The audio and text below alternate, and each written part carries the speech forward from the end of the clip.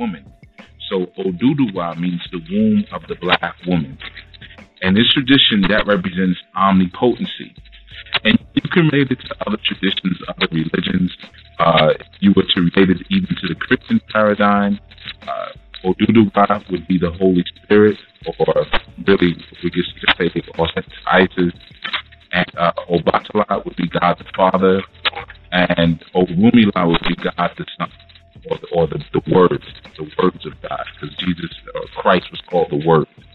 Okay, but underneath that you have what are called Orisha, and again related to the Christian paradigm, these would be like the angels.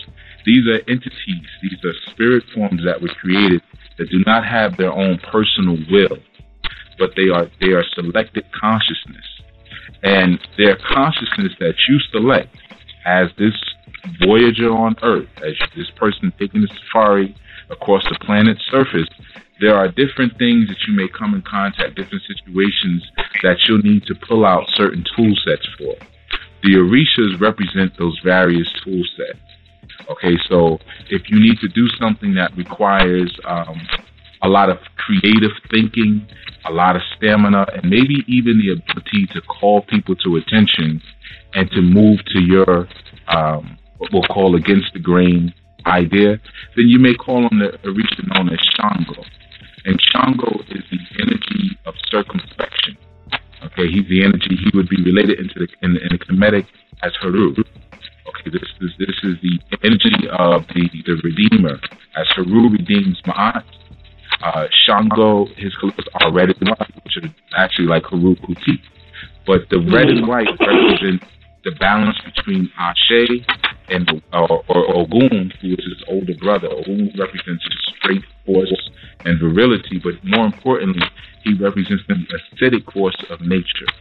So he's the analyst. He analyzes things and he breaks things down. Now, Shango is a combination of Ogun and Obatala. So he has that analytical nature and that warlike, aggressive nature that is represented by the red. But then he has the whiteness of Obatala, which is the coolness and the creativity and the omnipresence. So this, you can liken this to a king, a ruler, or a chief. The chief knows when to engage in war, but the chief also knows when to pull back and to offer creative solutions. Okay, so each Orisha, and there are thousands of Orishas. I don't know, not the blog talk, blog talk. But anyway, we do have another question on the line. We have a 111. State your name and where you're calling from. Kabbalah Allah, what's good? Kabbalah Allah, blessings, my brother. How are you? Peace.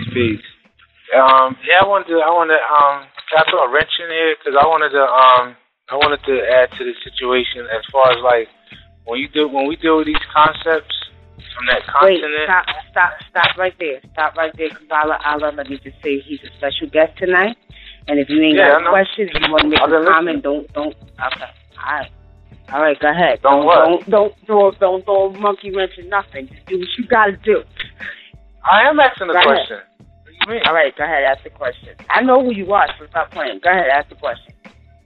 Yeah, so like based on like when I study African traditions, like every different location had like a main aspect of nature that they dealt with, because they understood that that light, or like different situations deal with different aspects of time, different locations. Like say if I go from one time zone to another time zone, my biological clock is going to change, and my biological clock is going to get jet lagged until it actually gets